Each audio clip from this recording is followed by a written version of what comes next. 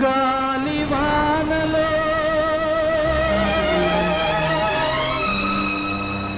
వాన నీటిలో